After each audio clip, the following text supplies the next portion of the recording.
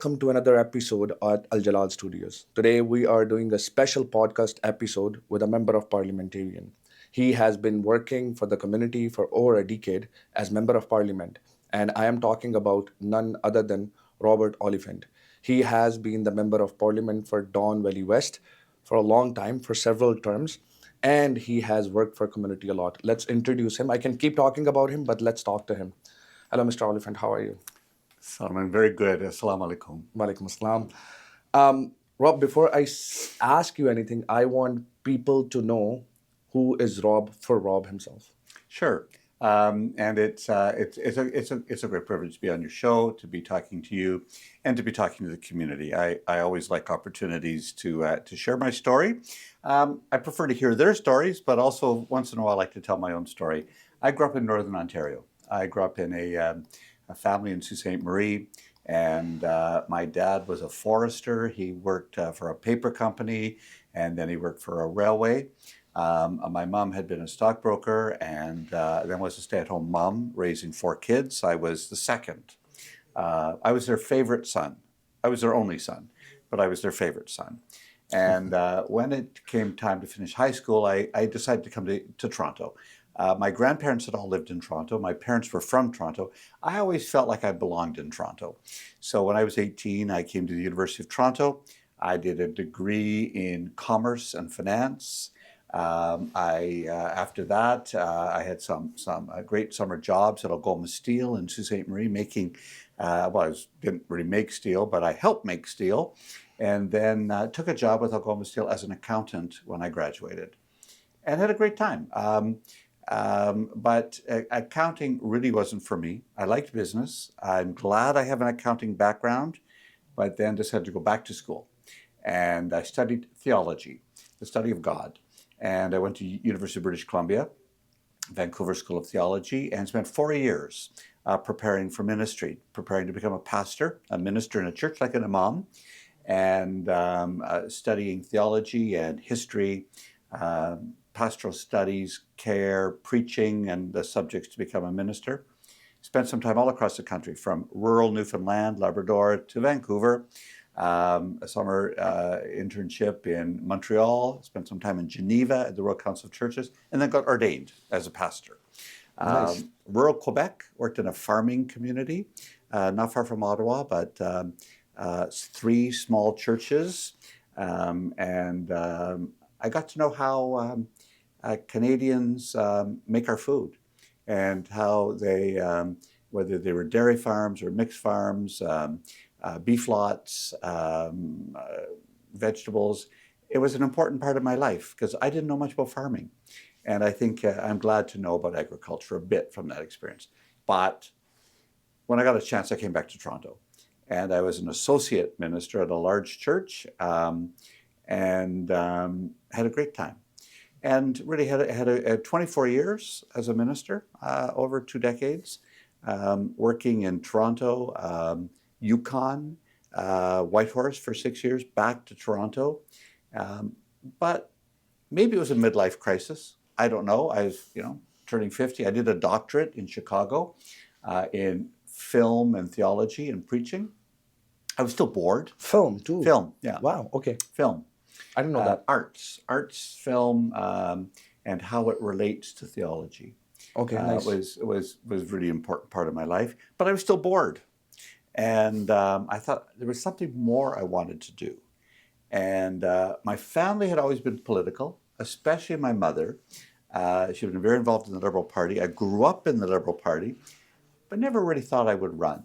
I always thought that I would stay in the back room. I would help people. I was, help people run campaigns. I would knock on doors. I was engaged. But then I decided, as a minister, I was spending a lot of time telling the government what I thought they should do, how they should help people, how we should make a more equal society, how we should be more inclusive. So I thought maybe instead of telling them, I should try to do it. Okay. So in 2008, 18 years ago, I sought a nomination in Don Valley West, and I won. 7 people running for the nomination. nomination battles are pretty tough fights. Some say they're more difficult than actually running an election. They often are. We had Yeah. 7 candidates. I won on the 4th ballot. Wow. And ran and won the election in 2008 and became the Member of Parliament for Don Valley West. And it's been a privilege. I lost in 11. Yep. I came back in 15. Yep. So I've had 6 elections. I've won 5. Winning is more fun, let me tell you. I've been in opposition. I've been in government. Government's more fun. I've been in majority and minority. Majority is more fun. Right now we have a minority situation. Almost there. Almost there. But it's very good. So the last 11 years as an MP have been terrific. I think I've got a few things done, but there's more to do. All right. I wanted to ask a lot of questions about your career, and you answered most of them already, but I'm going to ask a few more. Working in opposition with Stephen Harper in a conservative government, being a liberal, when the ideology was not there with where the country was heading, how did you deal with it as a leader? And do you think the representation was actually there, what your people thought? Because you live in this area, this part of GTA, which is very multicultural. Was it affected? Well, I mean, politics in Canada is like a pendulum. It swings back and forth. Okay. And every government has a sort of a shelf life, a best before date, like Okay. the milk in the fridge. And I think at the end of the Chrétien-Martin years, Canadians wanted a change. And Stephen Harper had a minority government a couple of times, and then he got a majority government when Michael Ignatieff was our leader. It was a tough election for us. That's when I lost. But I had been in opposition with the Harper government. And I won't say any government is ever completely wrong. Every government has some things that are right. Most of his government was not right. I think they had an emphasis on creating private wealth. You need private wealth, absolutely, to create jobs, but Okay. you need to share the wealth. And I think there was a heart missing in that government.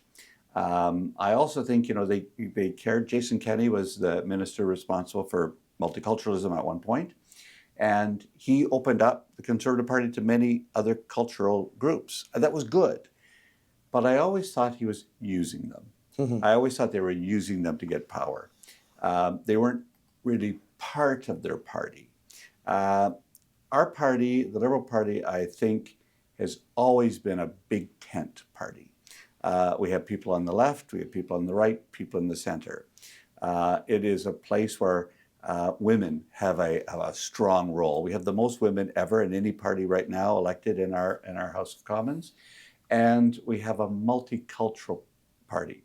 We have members of of communities from across the country, and it wasn't by quotas or by program. These are naturally occurring candidates who come from coast to coast to coast that represent their communities. We're not there yet, but it is still that. So that would be a big difference between, I would say, the Harper years and the Trudeau years. Right. Big difference that we were not only a big tent party with Mr. Trudeau, we were a big heart party. Now the world's changed. Right. So we can get that in a minute. But, in this new government in the last year, we have a very different world. And we're trying to find how best to respond to that world. So that's where I was going next in terms of questions. So between Trudeau and Carney, the ideology has changed a little bit too, of the party itself, of Canada itself. With Trudeau being very successful and being favorite of people, suddenly the party took a hike in terms of polls as well. So what do you think has changed now, and where is the party and the Canadian government heading towards now? What is the difference? What is different they're doing from Trudeau government to now? So, as I said, it's a pendulum too. We had Pierre Elliott Trudeau for 16 years. Then we had Brian Mulroney for 8 years. Right. Then we had Jean Chrétien and Paul Martin for 10 years. Then we had Harper for almost 10 years. Then we had Trudeau for almost 10 years. So it switches back and forth because Canadians, I think, like to make sure that others have a chance. When Justin Trudeau came to the end of his mandate, and it felt like that. It felt like people were tired of him, of our government. The party looked for a new direction and chose Mark Carney.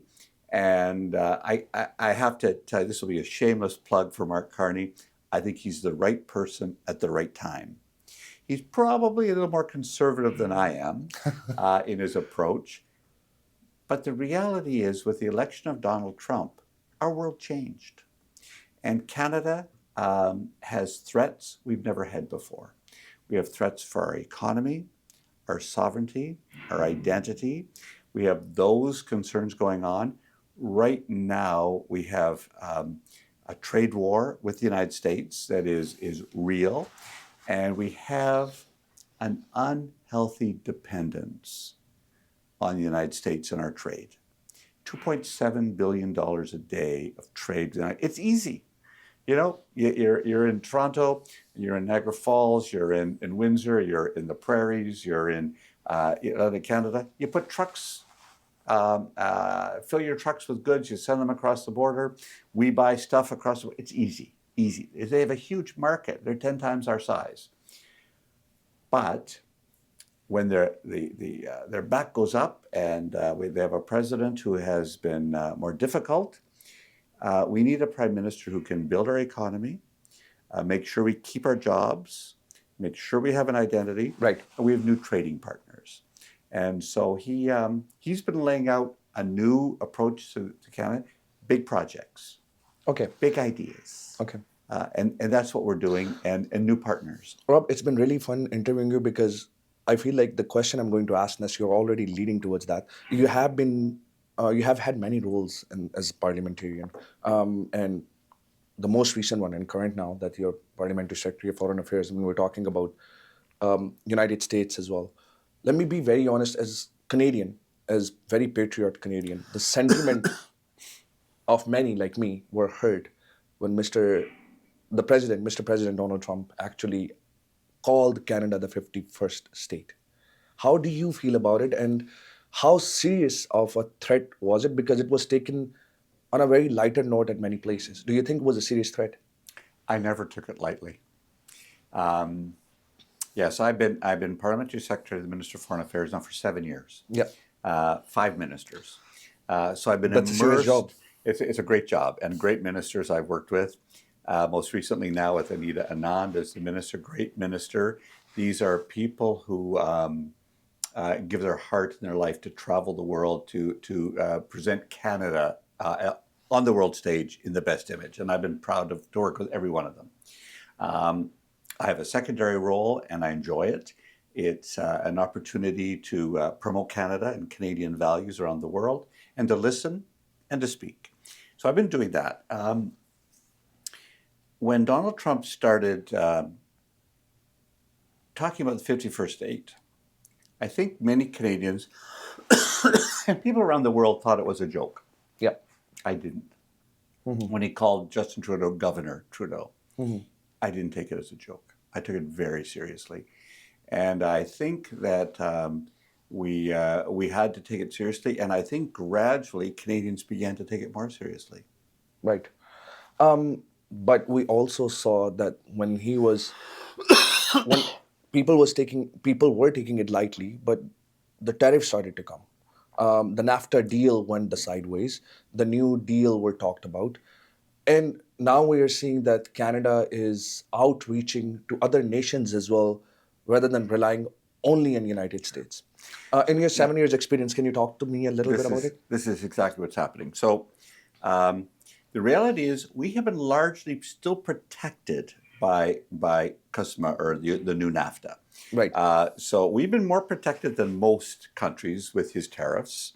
And the tariffs change every day. I mean, some days he raises them. We still have aluminum and steel as real issues, softwood lumber as a real issue. The automotive industry is threatened. And there'll be a review of CUSMA, the Canada-U.S.-Mexico trade agreement, this summer. And we're going to be watching it very carefully. We're preparing and prepared because we want to protect industry. While we're doing that, we're looking at other opportunities. And so those are both trading opportunities, buying and selling, particularly selling, and foreign investment. We want more foreign investment in Canada. Um, and just an example of that.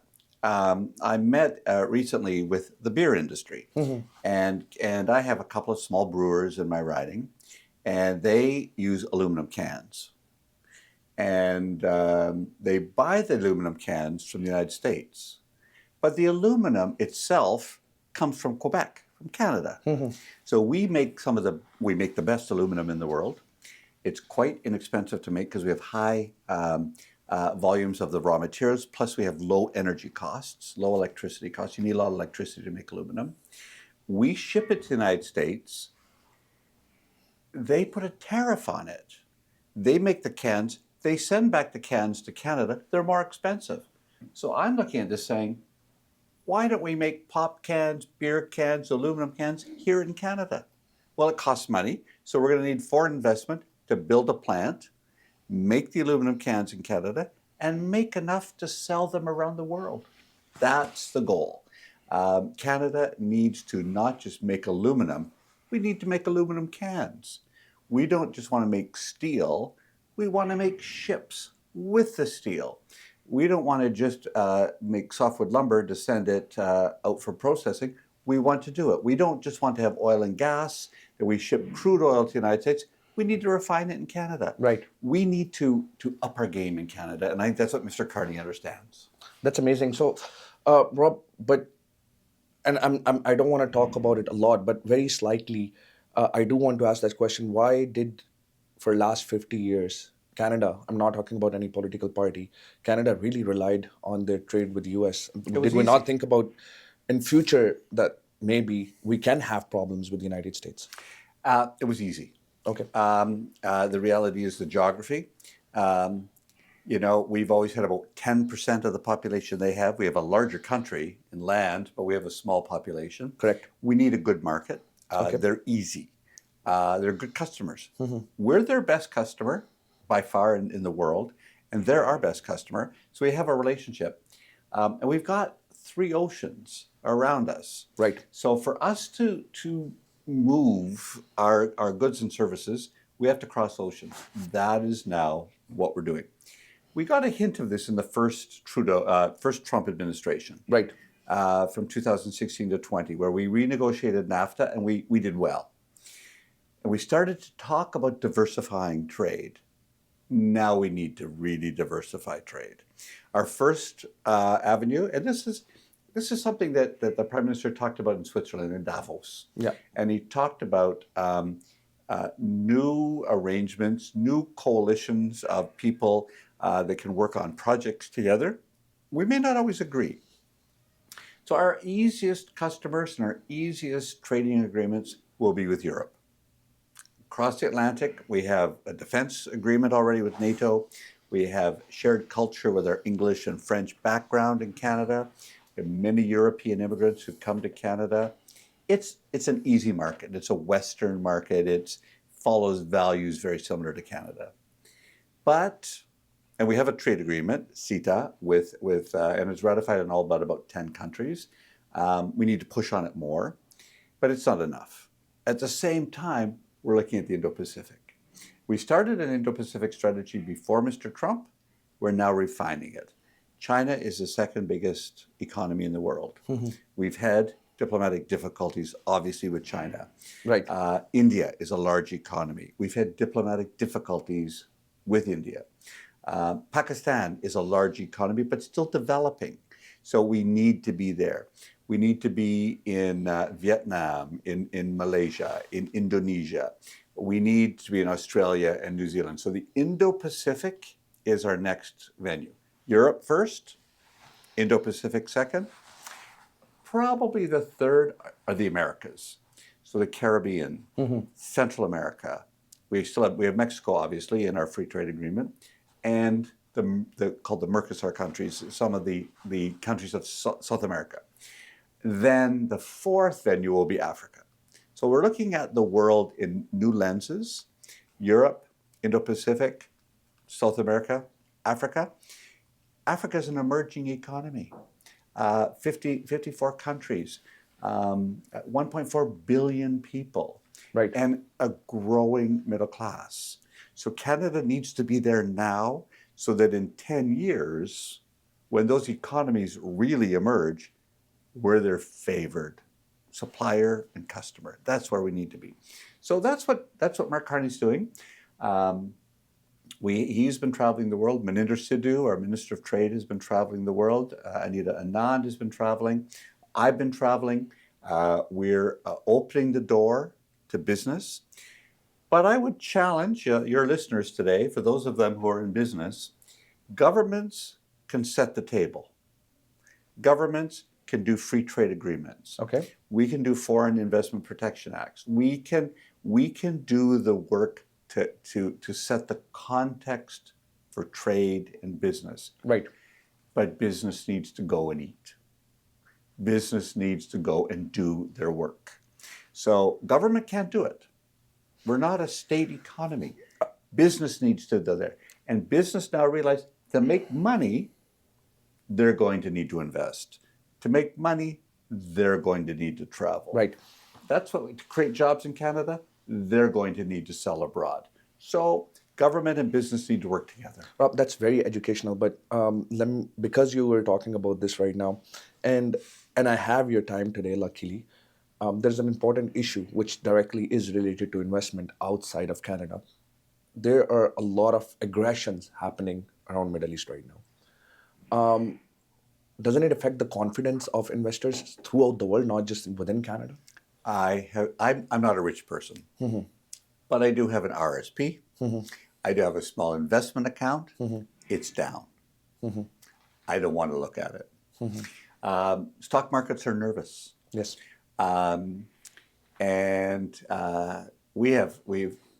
We've had major aggression between Russia and its illegal invasion of Ukraine. That has gone on now for 4 years, and since Long enough. 2014 when they invaded Crimea, that has disturbed world markets.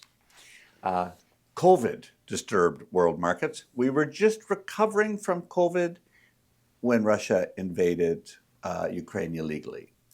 We're just starting to readjust to that, and now we have Israel and the United States bombing Iran, Lebanon, and then Iran bombing the Gulf states. This is something that feels far away until you're putting gasoline in your car, and That's you're correct. suddenly paying $1.73 for a liter of gasoline, and you realize that war is affecting our cost of living. Because if it raises the price of gasoline, and we took off the carbon tax. I mean, don't remember, we just, Reduce the gasoline price. prices were up. Yep. We took off that tax to stimulate the economy, to keep business going.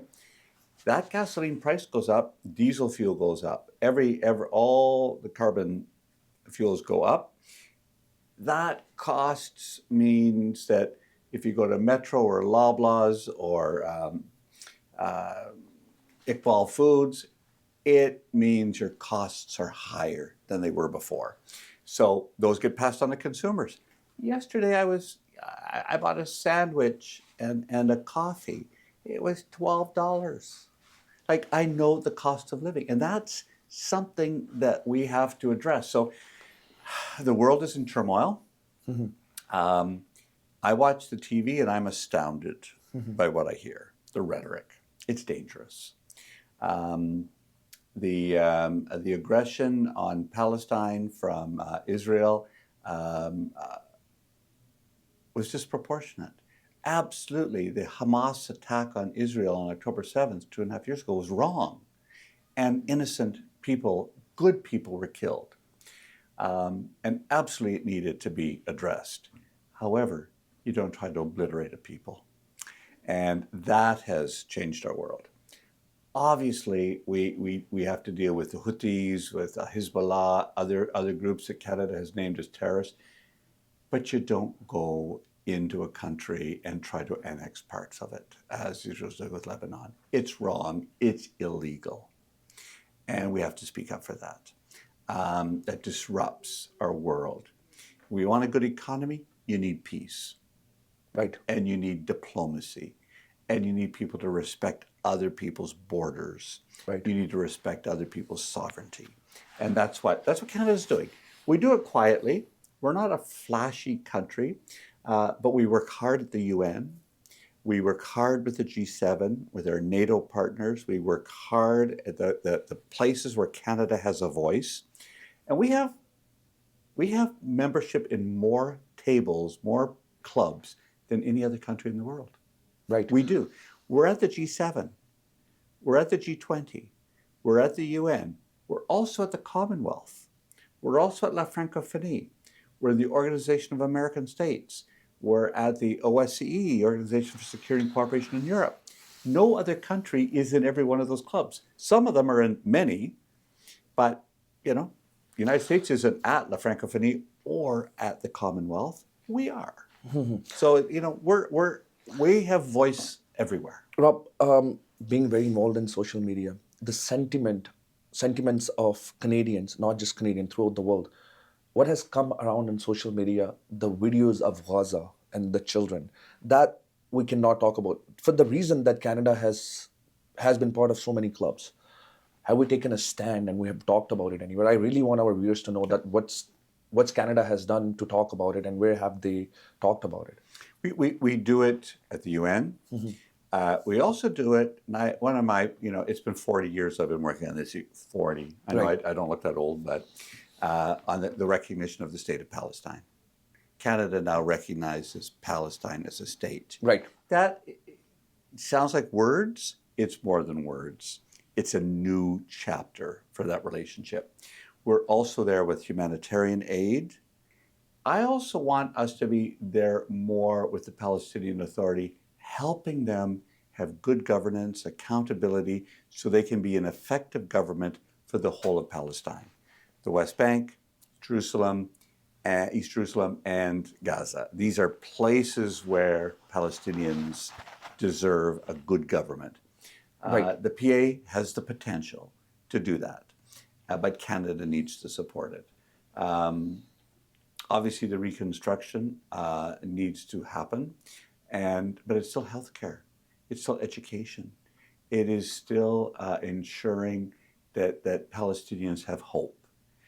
Israel also needs hope. Israel needs security, and I have argued for the last 40 years that Israel's best security is a safe and secure Palestine. Two states living side by side, both prosperous, both democratic, both engaged in commerce and trade and education and healthcare. That is true security, not bombs, Right. and not tunnels for the Palestinians, and not armed shields for Israel. The way you get peace is by good healthcare, prosperity, and dignity. Right. This is very good answer, and this topic we can keep digging into details and talk about theology and different principles, but I don't want to get into that. We're running out of time. I really have questions about local politics and your writing as well. Very briefly, I'll just ask short questions. Liberal has been doing so well over a decade in federal government, in electoral, but and especially within GTA, Liberal gets a lot of riding going in their favor. But when we talk about Ontario Liberals, the ideology is pretty much the same. I know they're different bodies, but the ideology is same. Why do you think that is that federally people go towards Liberal, but provincially they don't support the same ideology? I just want your opinion on it. And I'm a provincial Liberal and a federal Liberal. Again, as I talked about earlier, there's a pendulum.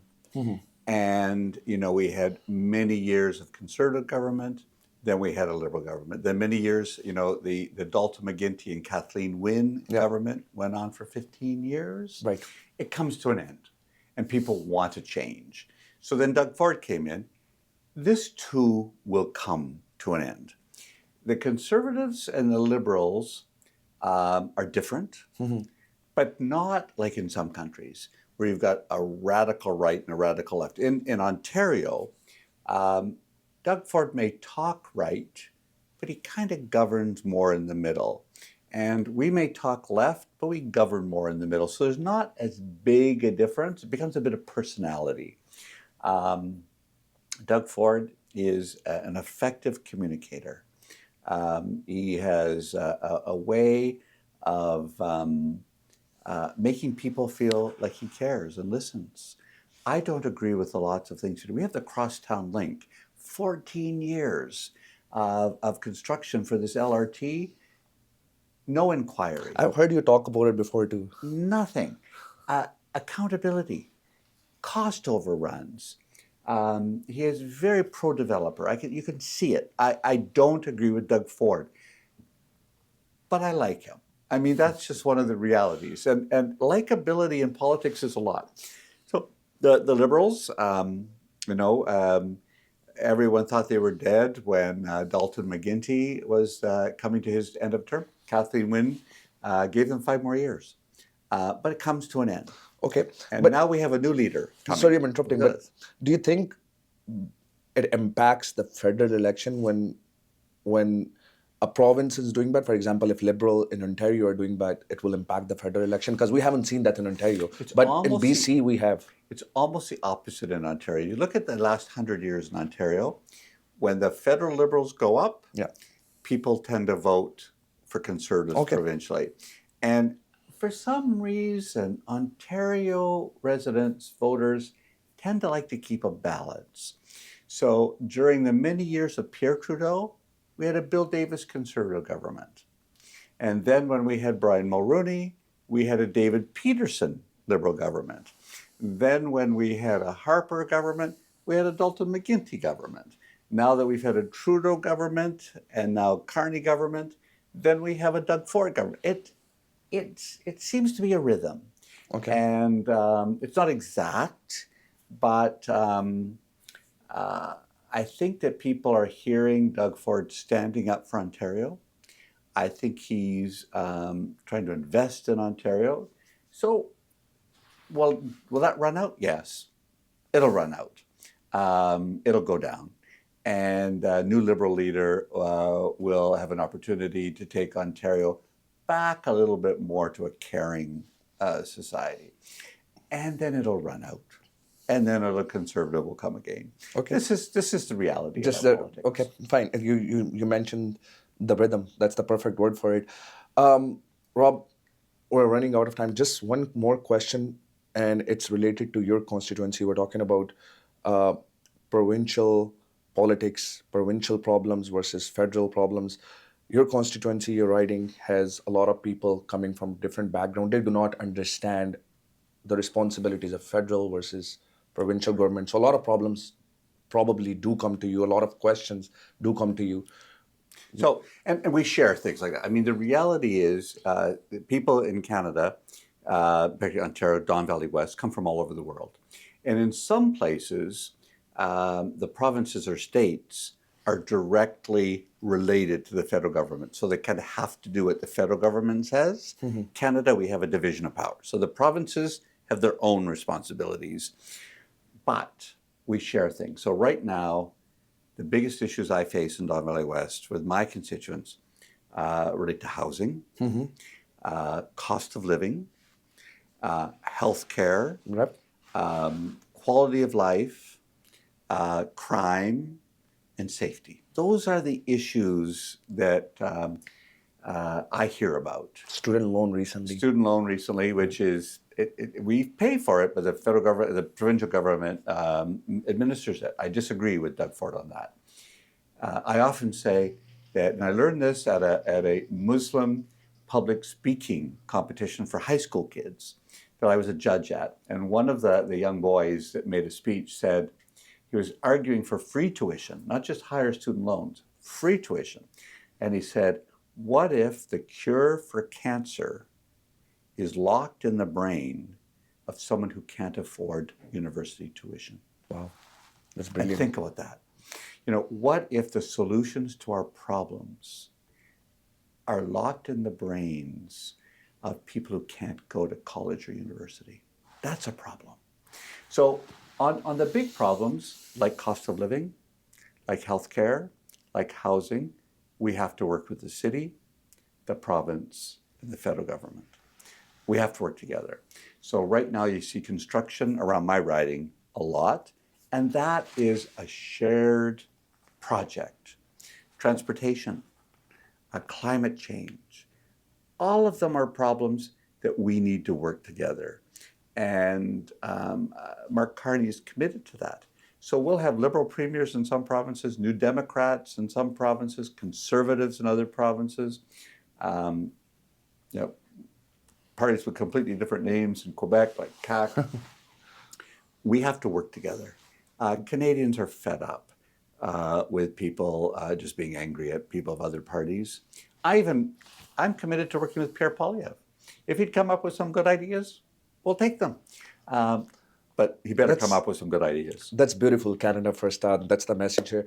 Rob, thank you so much. I want to thank you for giving me the time, and I do want to thank you for letting me interview you in your office. I see a mosque and the Pakistani flag at the back. Islamabad. Islamabad. That's beautiful. That's from my old constituency manager, Shifa, who gave that to me after coming back from a trip home to Pakistan. Home. She's Canadian, but back home. Back home. Yeah. That's a beautiful thing. Rob, before I let you go, is there any message you want to give to Canadians and specifically to my viewers?